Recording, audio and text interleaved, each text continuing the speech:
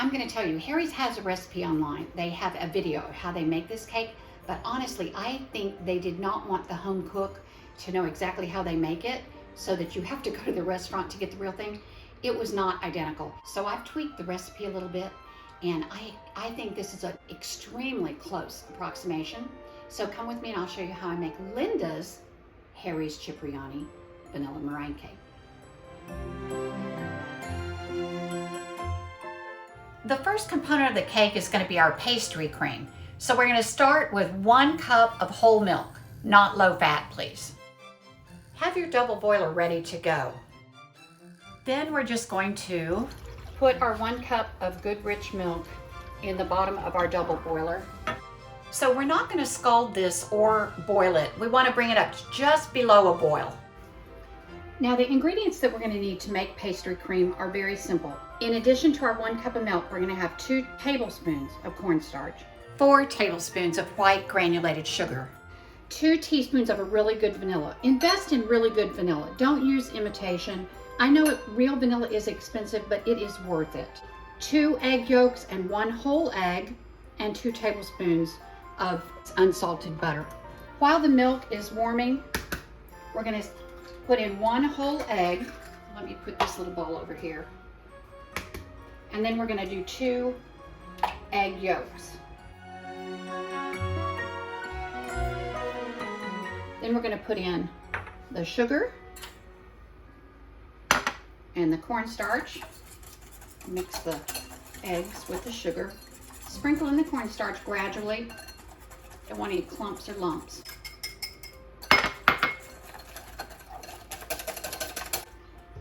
Just for good measure, I'm going to add 1/4 teaspoon of salt. Whip that good. Now we have our milk heated. We want it just under a bubble. Now you know, if you add anything really, really hot to egg yolks or eggs, you're going to scramble them. So what we have to do is temper our eggs by adding just a little bitty bit of our hot milk, maybe a tablespoon at a time. And I'm probably going to continue doing that until I have about half of my milk in with the eggs. Then we're going to go back over our heat, put the egg mixture back in. We're going to turn our heat up to medium-high, and we want to bring that up to a boil for about 2 to 3 minutes. And it's already thickening a lot, as you can see. You can see my whisk is leaving tracks behind. So I want to keep it at that high heat for at least a minute, whipping it continuously because I want those proteins to bind together. And remember, once this cools, it's going to be even thicker. Okay, I'm going to put a little tea towel down so my pan doesn't swirl around on the countertop. So we want this to cool down just a little bit. This is where we're going to add our butter and mix it in 1 tablespoon at a time.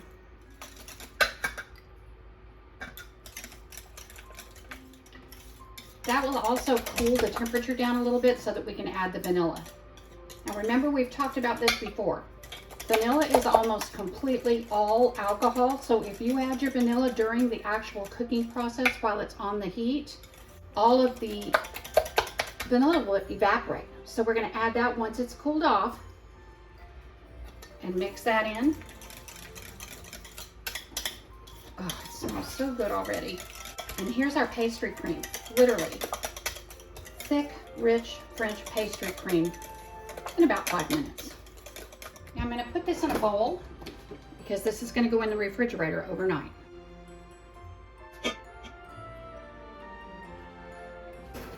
Now since this is very much like a custard, we do not want a film to form on top of it. So we place some saran wrap touching the surface. Just press it down so no air gets to it, and then we don't have that thick skin. And then into the fridge she goes till tomorrow. Okay, for the sponge cake, this is not like a regular cake. So we're just gonna start with 4 room temperature eggs, 2/3 of a cup of sugar, 1 cup of flour, 1/4 of a teaspoon of salt, and 2 teaspoons of vanilla.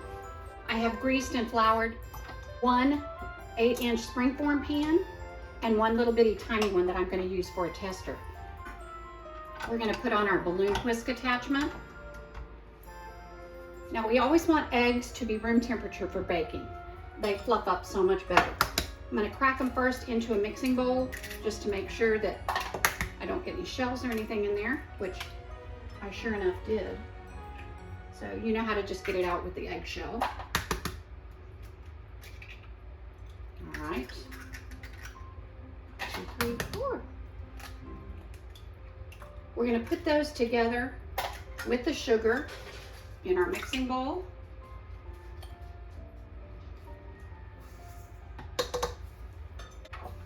And then we're gonna beat the dickens out of those until they're real creamy and fluffy and very, very pale yellow, almost white.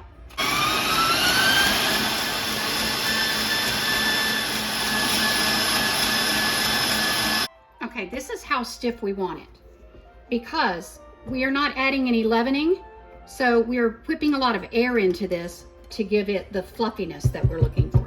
At the very end here, that's when I'm gonna add my vanilla and salt and just give it another quick little whirl.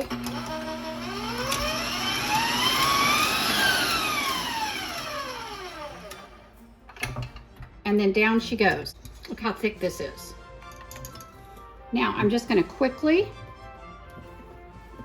but gently fold the flour in.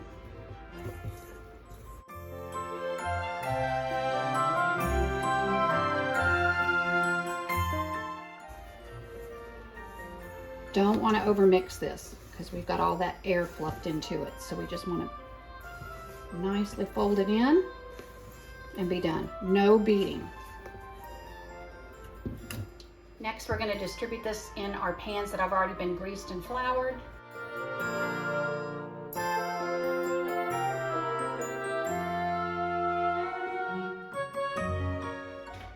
And then right into our hot oven she goes for about 25 minutes. This can only be found in New York City and Venice, Italy. It originated in Venice at Harry's Cipriani. And then when they opened their New York location, they brought this recipe with them as well because it's their trademark dessert. It's what they're known for. To my knowledge, you cannot get this cake anyplace else. My friend Susan recommended it to me on one of my first trips to New York, and now both of us love this cake so much that whenever we go to New York, Harry's Cipriani is a stop for us. Whether we eat anything else on their menu or not, we must have cake. Ooh, I love a little sponge cake. Okay, now off goes my oven till these can cool. I have a little secret. I like to bake my cakes a day ahead of time, and then once they're out of the oven, I bring them to room temperature. Then I wrap them completely in saran wrap and stick them in the freezer. There's a little bit of retained warmth.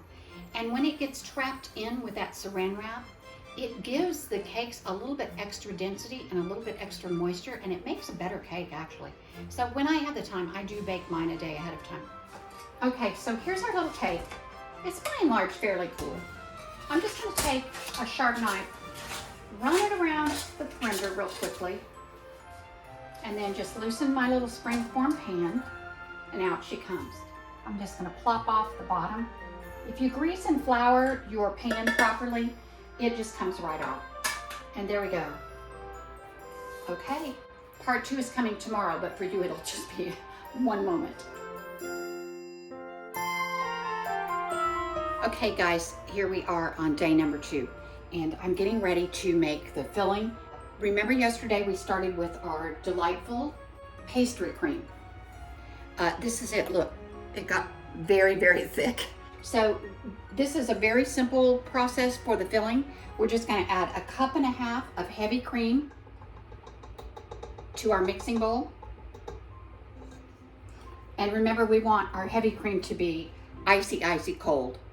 Then we're gonna add the pastry cream at the same time. Look how thick this is. Wonderful, that's exactly what I needed for a cake filling.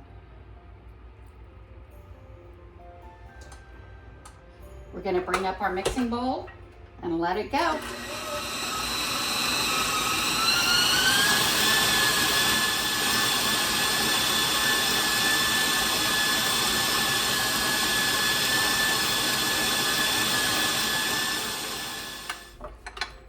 Okay, I think this is gonna be just fine. Look at this, how thick it's gotten. This is, oh my goodness. It has the richest, creamiest vanilla flavor you can imagine. It's not super sweet at all. Okay, I'm gonna pull my sleeves up and get started on trimming the cake into those 4 layers. I just have an old Ginsu knife.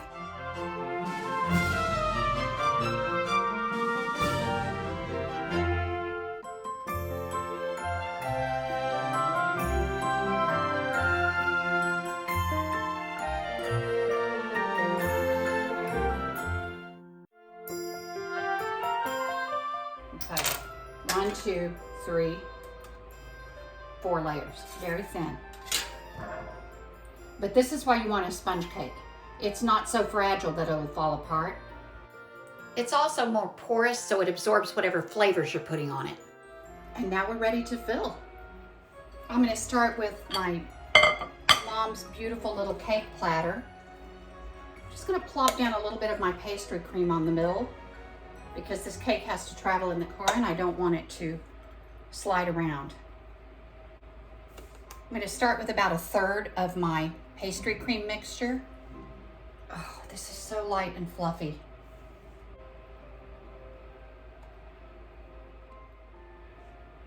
Then layer number 2. Another 1/3 of our pastry cream.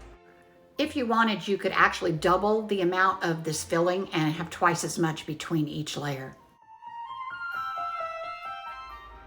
3rd layer, and our last 1/3.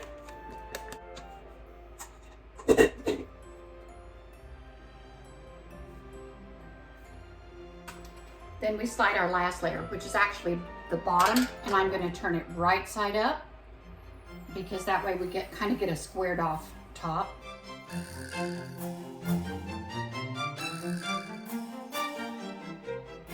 Now we're going to move to our meringue. I know that you guys know how to make meringue. You're just going to take 4 eggs and separate them. Remember, we want eggs that have been brought to room temperature, because for whipping meringues, they always do much better if they're about 72 degrees.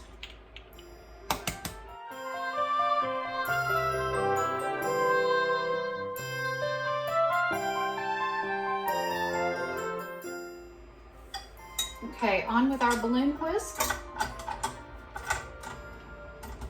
Plop our egg whites in and our sugar.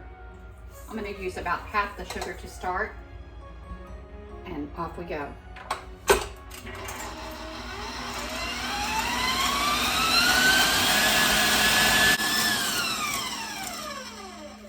Okay, look, we're getting some really beautiful stiff peaks. And at about this point, I'm going to add a little bit more sugar, just real gradually as my mixer continues.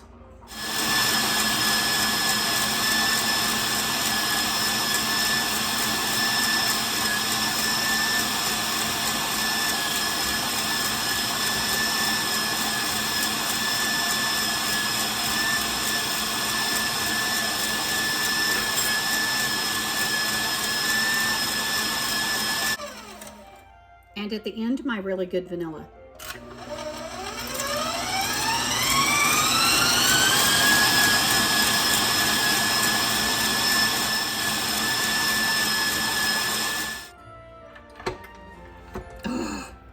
Look! Oh, y'all. It's almost like marshmallow cream. Look how thick this texture is. Beautiful, huh? Oh. Look at this. Isn't this fabulous? Oh, it is so beautiful. Look how stiff this is. This is exactly what we want. I'm going to just pile it all on the top, and then I'm going to bring it down on the sides.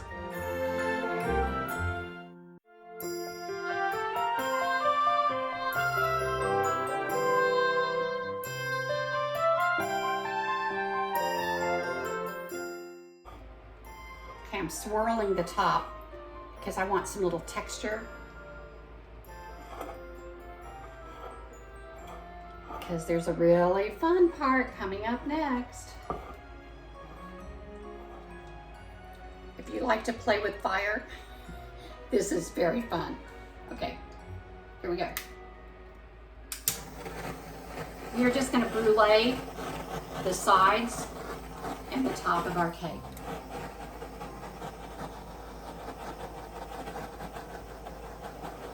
And we don't want to do this in the oven because we do have all that whipped heavy cream and pastry cream on the inside. So we just want to brulee this very, very exterior layer of meringue.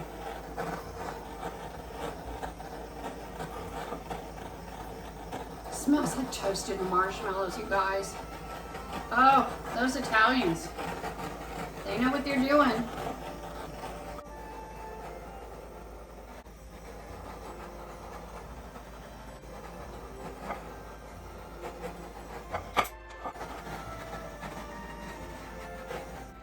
Y'all, oh, a gift of love is a thing of beauty. Look at this.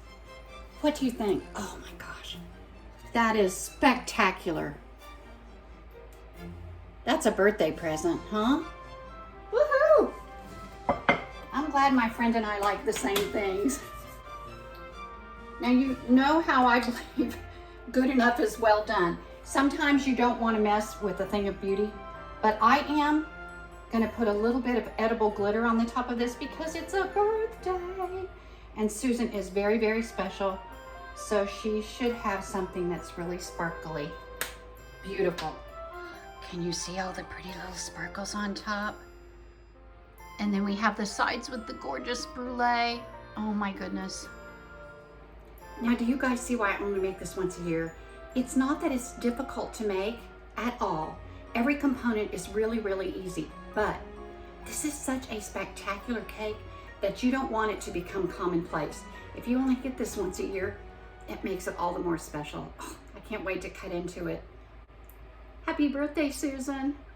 I'm so glad I can share this with you, and thank you so much for always being there for me. You are truly a special sister that God gave me, and I love you.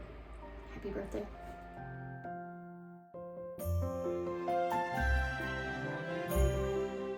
Alrighty, the recipe's at the end, but until then, remember, see the good, be the good. I love you guys. God bless.